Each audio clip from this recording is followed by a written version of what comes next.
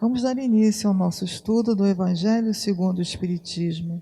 Lembrando que temos os exemplares do livro sempre ali naquela mesinha da entrada, tá bom?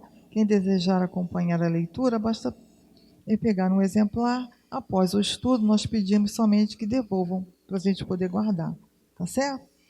Então, hoje nós vamos estudar o capítulo 3, o título: Há muitas moradas na casa de meu pai, e vamos estudar os itens 1 e 2. Vamos fazer a leitura então. Há muitas moradas na casa de meu pai. Que vosso coração não se turbe. Crede em Deus, crede também em mim. Há muitas moradas na casa de meu pai. Se assim não fosse, eu já vos teria dito, porque eu me vou para vos preparar o lugar, e depois que eu tenha ido e que vos tenha preparado o lugar, eu voltarei e vos retomarei para mim, a fim de que lá onde eu estiver, aí estejais também. São João, capítulo 14, versículos 1, 2 e 3. Diferentes estados da alma na erraticidade. Item 2. A casa do Pai é o universo. As diferentes moradas são os mundos que circulam no espaço infinito e oferecem aos espíritos encarnados moradas apropriadas ao seu adiantamento. Independentemente da diversidade dos mundos, essas palavras podem também ser entendidas como o estado feliz ou infeliz do espírito na erraticidade. Segundo ele seja mais ou menos depurado e desligado dos laços materiais, o meio em que se encontra, o aspecto das coisas, as sensações que experimenta, as percepções que possui, variam ao infinito. Enquanto que uns não podem se distanciar da esfera em que viveram, outros se elevam e percorrem o espaço e os mundos. Enquanto certos espíritos culpados erram nas trevas, os felizes gozam de uma claridade resplandecente e do sublime espetáculo do infinito. Enquanto, enfim, que o mal, atormentado de remorsos e de lamentações, frequentemente só, sem consolação, separado dos objetos da sua afeição, geme sob o constrangimento dos sofrimentos morais, o justo, reunido àqueles que ama, goza as doçuras de uma indizível felicidade. Lá também há, pois, várias moradas, embora não sejam nem circunscritas, nem localizadas. Então, queridos amigos, vamos ao nosso estudo da noite. E conosco, para facilitar e auxiliar na reflexão do estudo, nós convidamos o nosso amigo André de Paula. Desejamos a todos aqui presentes e aos amigos que nos acompanham pelas redes sociais um bom estudo e boas reflexões. Uma boa noite a todos. Boa noite àqueles que nos acompanham também pelas redes sociais.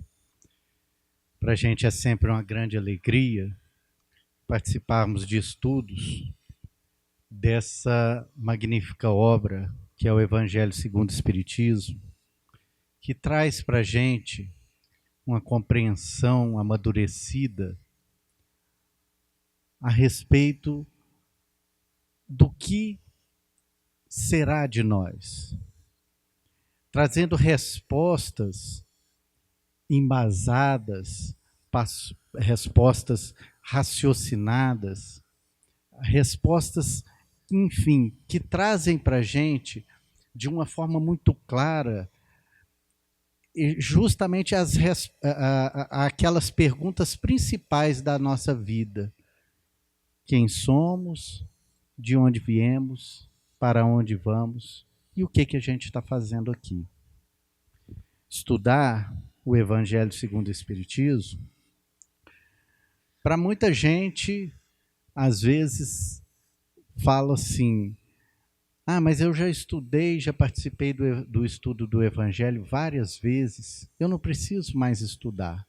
eu já sei tudo aquilo que está escrito ali. E eu lembro, toda vez que eu ouço algum comentário desse tipo, eu lembro de uma frase de um querido amigo que já voltou para o plano espiritual, que num estudo, mais ou menos no começo dos anos 2000, quando estava sendo debatido muito no movimento espírita a questão da atualidade dos ensinos de Allan Kardec. Então, alguns falavam que Kardec estava desatualizado, que Kardec já estava ultrapassado pelas outras obras complementares da doutrina espírita.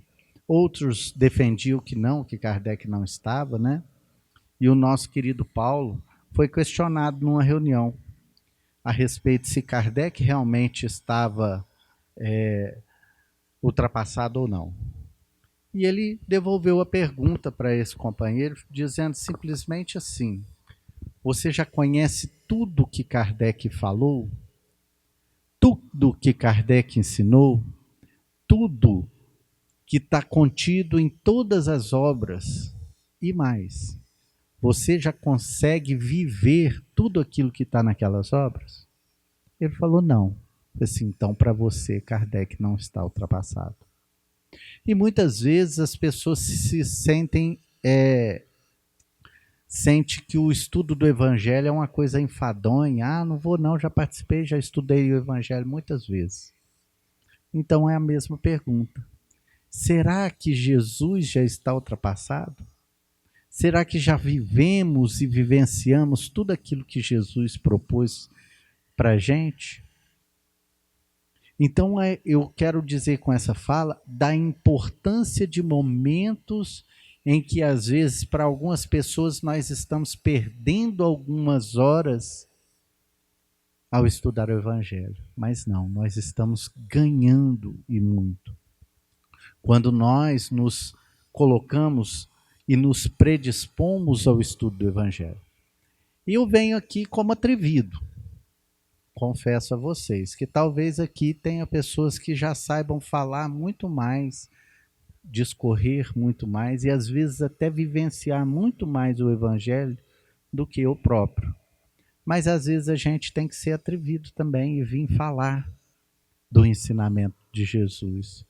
Porque atrevendo-se a falar e a viver, dia após dia, esse ensinamento do amor que Jesus veio colocar para a gente, na hora que a gente assustar, a gente já vai estar vivendo o Evangelho.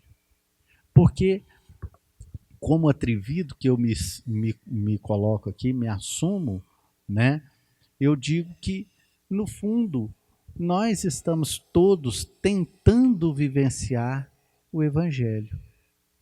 Então eu queria, na minha fala, abrir só um pequeno parênteses, e como é um estudo, querer deixá-los à vontade, para também que puderem, quem quiser opinar, perguntar, e até discordar do que nós vamos falar aqui. Porque eu não me sinto no título de professor do Evangelho, mas estudante como todos vocês. Então, o que é o Evangelho, gente? Vocês vieram estudar o Evangelho, o que é o Evangelho para vocês? Alguém se arrisca? Ninguém? O Evangelho é a boa nova, o bom ensinamento que Jesus veio ensinar para nós. O povo ainda, desde a época do Cristo, um povo endurecido, um povo guerreiro, um povo que gostava muito mais apegado ao seu orgulho e ao seu egoísmo. Um povo guerreiro, um povo vingativo, um povo preocupado com as coisas materiais. Vocês acham que mudou muito de lá para cá? Ainda continua do mesmo jeito? A humanidade mudou muito de Jesus para cá, gente? Oi? Sim ou não? Só sim ou não que eu estou querendo. Mudou muito. Nós mudamos muito de lá para cá. Mas vocês concordam que a gente precisa mudar muito mais? Por que a gente tem que mudar muito mais? O que traz cada um de vocês aqui essa noite? Vocês já pararam para pensar?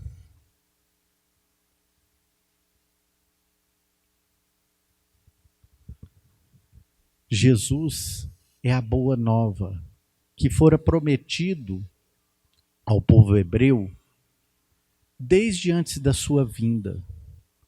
O Messias que iria libertar o povo. Só que o povo hebreu não entendeu a mensagem de Jesus, que como um povo ainda agarrado nas coisas do orgulho e do egoísmo, pensava que o Messias seria aquele que iria sair de uma dominação para ser um dominador. E Jesus vem falar de uma mensagem totalmente diferente, por isso que era uma novidade. Ele vinha propor uma libertação diferente, a libertação que propõe para cada um de nós nos libertarmos de nós mesmos, da sombra que existe dentro de cada um de nós, nos libertarmos das angústias que nos prendem aos nossos sofrimentos, que nos faz, muitas vezes, desde lá, buscar uma felicidade para a qual nenhuma das situações terrenas é capaz de nos fazer sentir a felicidade plena. E nessa lição da noite de hoje, nós vamos falar justamente sobre essa felicidade que é colocada aqui, indizível. Uma felicidade que nós nem conseguimos ainda compreender, mas que no fundo, todos nós, quando levantamos e abrimos os olhos, nós buscamos essa felicidade. Mas iludidos pelas propostas que o mundo coloca para a gente de uma felicidade que está baseada somente no ter, muitas vezes a gente procura essa felicidade nos gozos que a matéria pode oferecer. E buscamos desenfreadamente as conquistas de questões materiais que são extremamente passageiras.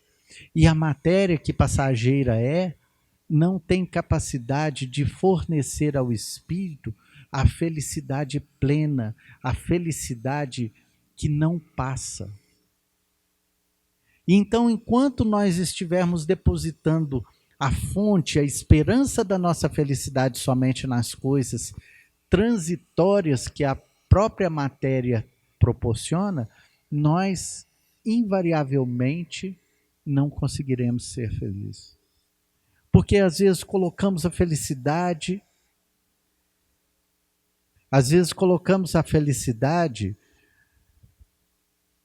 na beleza.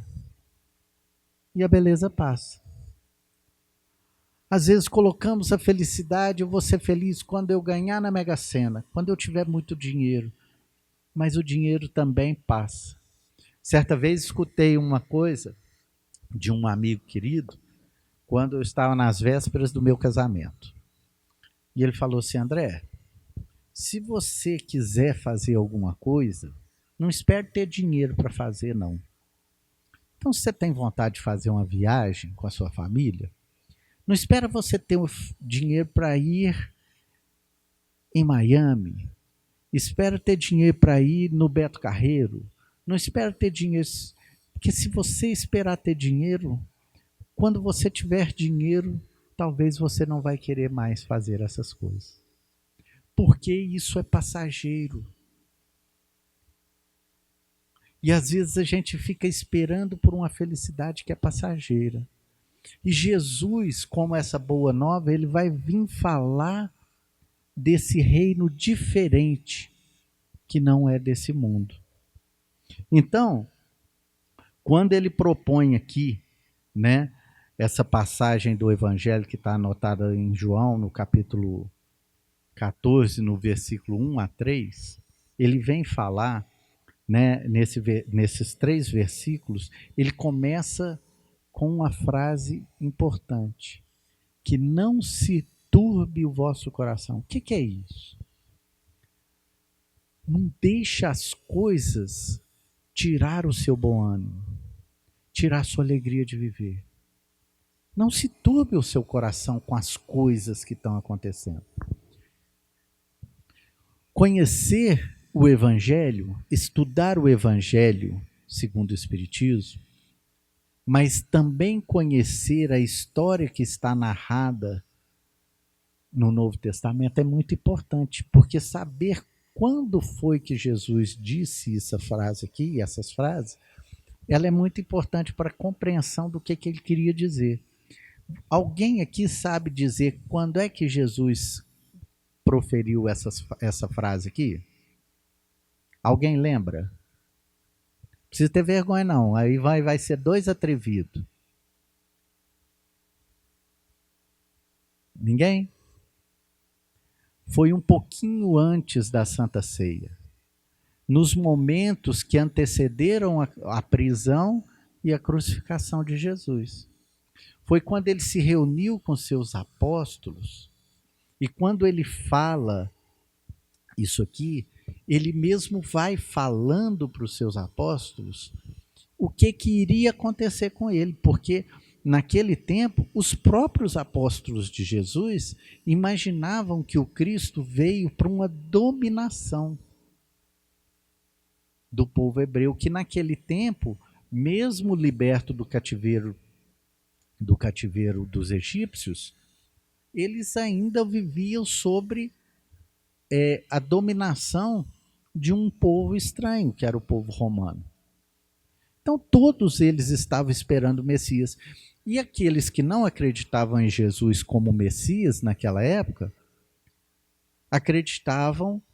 tinha aqueles que não acreditavam que ele seria o Messias, porque ele vinha com uma mensagem diferente, uma mensagem de amor e não de guerra. Mas também existia aqueles, e no meio deles o seu discípulo, aqueles que acreditavam sim que ele era o Messias. E que de alguma forma, que eles não entendiam como, ele iria libertar o povo hebreu do jugo romano. Então, nos momentos que antecedem a prisão de Jesus, no momento da Santa Ceia, ele vai trazendo um monte de ensinamentos para os seus discípulos, e nesse aqui ele fala assim, olha, não se turbe o vosso coração, crede em Deus, crede também em mim. Porque ele sabia tudo o que ia acontecer. Ele já tinha essa presciência do desânimo que iria se abater sobre os seus discípulos. Não é isso? Então ele vai e já recomenda, não se turbe o vosso coração. Porque aparentemente para os discípulos e para a grande maioria das pessoas ali, Jesus estava sendo o quê? Vencido. Ele traz uma mensagem de amor, e no momento em que ele é preso, julgado e crucificado, a maioria fala assim, e agora? Os próprios discípulos que se esconderam e se reuniam na casa se eu não me engano, de Pedro, depois ficava lá, passaram uns dias lá olhando um para o outro e falaram assim, e agora? Nós achávamos que Jesus tinha as palavras de vida eterna, e agora eles ficavam assim, o que vai ser de nós? Se eles fizeram isso com Jesus, nós estamos perdidos. Então um forte desânimo se abateu sobre os discípulos contra o Evangelho. Toda essa história é bem narrada. Também a história que não está no Evangelho, os bastidores, vamos dizer por assim dizer, no livro Boa Nova. Tá? Quem quiser, é um maravilhoso livro para a gente estudar, entender essa proposta de Jesus, mas nas suas minúcias. Tá? Então, Jesus já recomenda que para os seus discípulos, para eles não desesperarem. Mas naquele momento, enquanto ele não, na tradição católica, ressuscita, ou então para o nosso entendimento, ele aparece para os seus discípulos, eles não entenderam que a mensagem de Jesus não era, até aquele momento eles não entenderam, somente depois eles foram entender que toda a mensagem do Cristo, ela estava direcionada para isso aqui que ele vem falar aqui. Porque eu me vou e vou preparar o lugar para vós. E aí ele vem falar ele tem dois entendimentos isso aqui, né? O próprio evangelho aqui vai falar, quando ele vai falar dessas muitas moradas na casa do Pai. Vai falar dos diferentes mundos habitados, porque não tem como imaginar que Deus, na sua inteligência suprema, tenha criado esses bilhões de galáxias somente para enfeitar o céu, para a gente ficar aqui no planeta Terra olhando e admirando. Então a vida está em todo lugar, ela é pulsante. O problema é que por que o homem ainda não encontrou a vida nos outros planetas? Vai dizer justamente das diferentes dimensões que existem no universo também. E aí vem falar justamente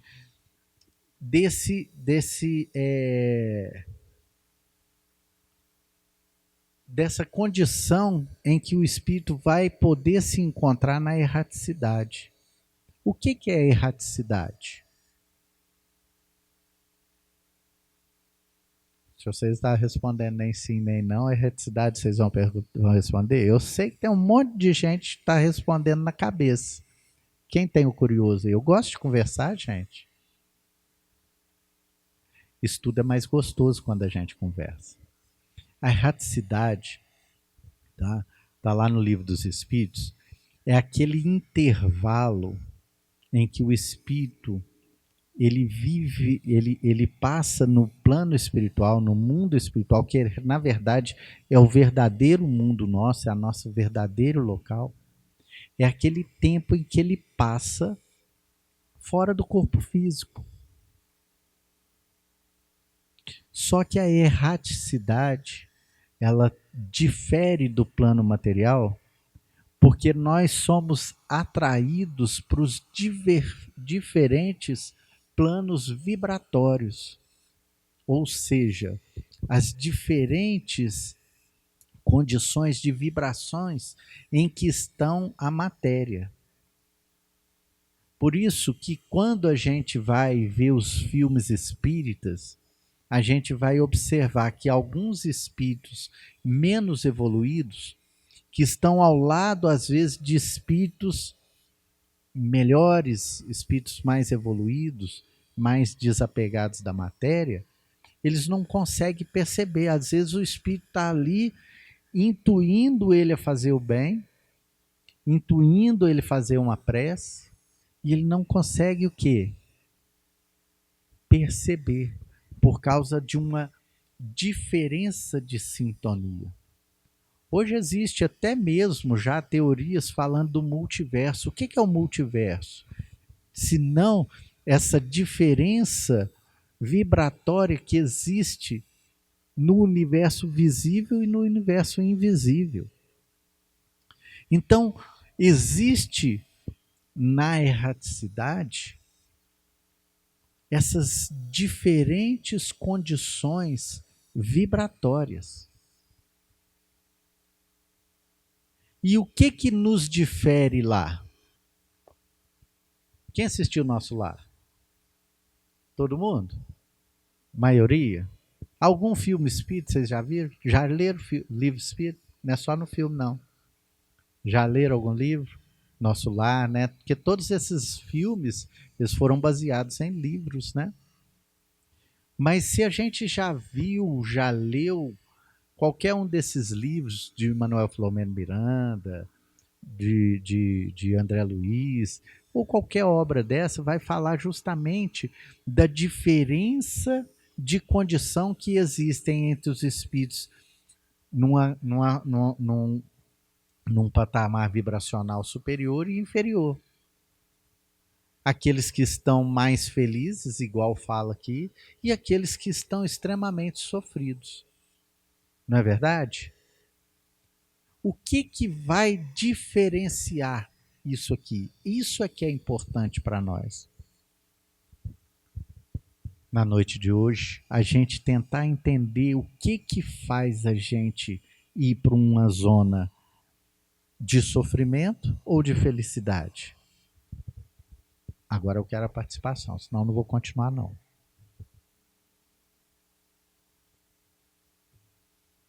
Eu estou ouvindo só os espíritos encarnados responder. Mas vocês não estão? Algum encarnado se atreve? É o tanto de dinheiro que você tem na sua conta bancária? Não, isso mesmo. Já vão chegando. Com quantos anos que você desencarnou? Não, também não. Será que então pode ser a cor da nossa pele? Não. Então o que é, gente, que nos difere? O que vai fazer com que a gente seja atraído para as zonas mais equilibradas ou zonas mais de mais tormento?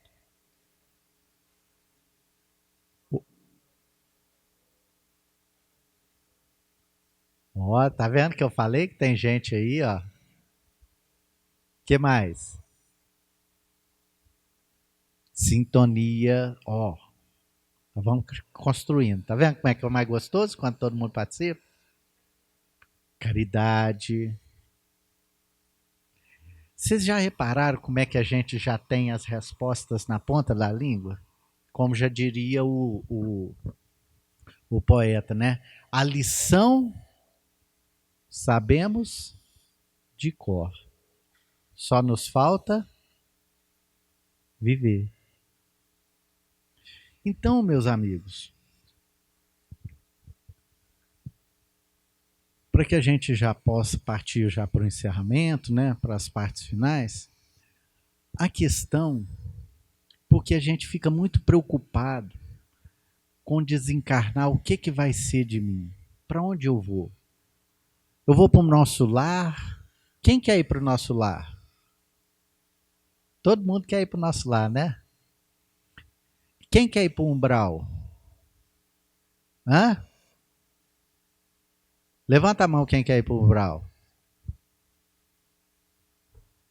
Vocês sabiam que o nosso lar ele é construído numa zona umbralina? O que é o umbral, gente? Se não uma passagem. A gente morre de medo do umbral como a gente morria de medo do inferno. E o umbral é só essa porta, é uma passagem. Umbral é passagem. Agora a gente opta ficar parado conversando. Tem muita gente que gosta de ficar conversando no umbral, você já viu? E fica atrapalhando a passagem dos outros, não é? A gente adora ficar no umbral. A gente tem que tirar essa concepção de que o umbral é uma zona. É lógico que eu não estou falando com isso que a gente tenha que querer ficar no umbral, mas é uma passagem natural. E o que vai diferenciar onde a gente vai ficar, sem dúvida, é como nós vivemos a nossa vida agora, no exato momento. O que vai nos diferenciar não é exatamente se nós somos totalmente bons ou não bons, porque se fosse assim, nenhum de nós iríamos, porque nós não somos bons. Quem aqui se acha bom? Não estou querendo dizer que nós não estamos no caminho, mas nem Jesus aceitou o título de bom. O que eu quero fazer refletir é no sentido de que a gente se esforce, assim como o Evangelho nos concita, a todo dia fazer um esforço em ser um pouquinho melhor. Falamos em caridade, mas o que é caridade? A gente às vezes confunde caridade com dar esmola. Mas às vezes a caridade é se calar no meio de uma contenda. Às vezes a caridade é dar um sorriso de bom dia para o nosso companheiro de trabalho, para a nossa esposa, para o nosso filho. Um sorriso. Às vezes é desafiador. Eu falo, né? Quem me conhece sabe que eu tenho uma cara fechada, não é? Mas eu tenho me esforçado dia após dia em dar um sorriso na frente do espelho. Eu vou lá e treino. Mas assim como vocês, às vezes a gente se deixa turbar o coração pelas dificuldades do dia a dia, pelos afazeres, pelas preocupações naturais. Mas é importante que a gente volte um pouco atrás e tente entender essa lição do Evangelho. Não se turbe o vosso coração, que Jesus nos concita. Crer nele é o mesmo que crer na bondade de Deus. E a bondade de Deus nos ensina que pode haver injustiça, mas nunca vai haver injustiçados. E que o local onde a gente se põe, o local onde a gente se encontra dia após dia, ou seja, a família que eu nasci, a cidade que eu moro, os companheiros de trabalho, a minha condição socioeconômica, é justamente o melhor lugar que eu poderia estar para promover o meu progresso espiritual. E às vezes aquele companheiro difícil de lidar, aquele pai, aquela mãe, aquele filho, aquela sogra, não, sogra não, porque sogra é abençoada. Abençoada mesmo, viu? Eu falo assim da minha sogra que eu tenho até a liberdade, tão que nós somos próximos.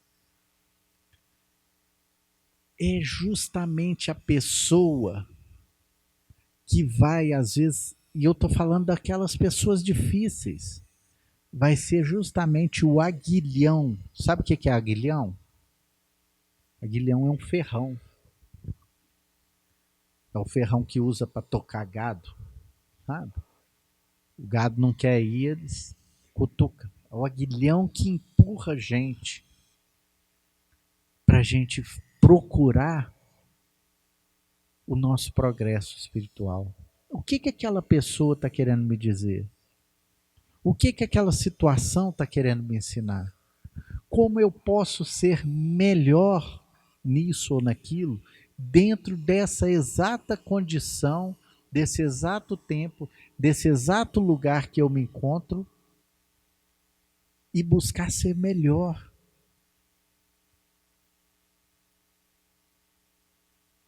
Ser mais caridoso. E eu não estou falando de beneficência, estou falando de caridade.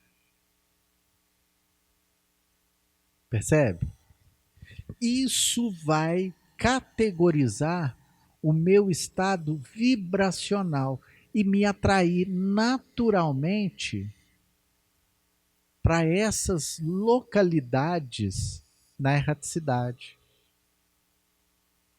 Existem espíritos que estão sofrendo extremamente no umbral, em que poderiam por si próprios estar numa condição melhor. Mas eles optam por querer ficar sofrendo. Porque a consciência fica cobrando dele, não deixa com que ele se liberte. Por isso Jesus recomendou perdão para o próximo. Não é porque a gente tem que perdoar o outro, não. Porque se eu não consigo perdoar o outro, eu também não consigo me perdoar. Quem assistiu, né? Quem leu o livro Os Mensageiros, quem assistiu o livro quem assistiu o filme Nosso Lar 2, que foi baseado no livro Os Mensageiros, vai lembrar daquela figura daquele médium que desencarnou e depois passou muito tempo sofrendo, mas antes dele ir para aqueles locais de sofrimento, vão lembrar que os espíritos tentaram, não, você errou, mas vem para cá, vamos reconstruir. Não, ele, pelo seu orgulho, preferiu ficar no sofrimento. E nós que já participamos de reuniões mediúnicas, em algumas ocasiões, às vezes você pega e vai falar para os espíritos sofredores aí, não, vem, olha aqui, ó, os amigos espirituais estão te dando a mão, estão estendendo, vamos, sai daí. Fala, não quero, eu quero ficar aqui. Então, o que categoriza nós, o que vai fazer com que a gente consiga alcançar melhores condições ao desencarnarmos, essa erraticidade que fala aqui, é a nossa conduta aqui e agora. E o Evangelho pede para a gente ser perfeito? O que vocês acham?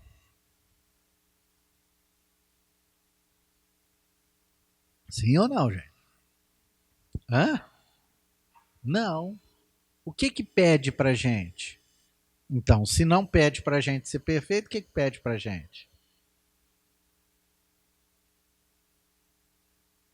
Eu falei aqui, quem prestou atenção vai saber responder. Um esforço diário. Só isso. Um esforço diário. Um esforço diário de olhar com mais amor a vida, com mais ternura o irmão que nos ofende. Esse é o ensino de Jesus. Então, meus irmãos, da lição da noite de hoje, porque nós já estamos até passando um pouquinho, o que eu gostaria de deixar marcado para todos nós, e isso é para mim também, que levássemos para nós essa mensagem de Jesus. Não se turbe o vosso coração. Não deixe que o desânimo, que a tristeza, que a desilusão, que as coisas difíceis da vida te tire o bom ânimo. O bom ânimo de viver, de ser um pouquinho melhor, de ser um pouquinho mais sorridente, mais feliz com a vida e fazer o que tiver ao nosso alcance. Só isso que é pedido para nós, porque às vezes com um pequeno sorriso a gente pode mudar o dia de alguém. Não se turbe o nosso coração. Uma boa noite. Agradeço a todos vocês que pacientemente me escutaram, porque eu tenho certeza que todas as lições sejam talvez mais importantes para mim do que para cada um de vocês. Uma boa noite.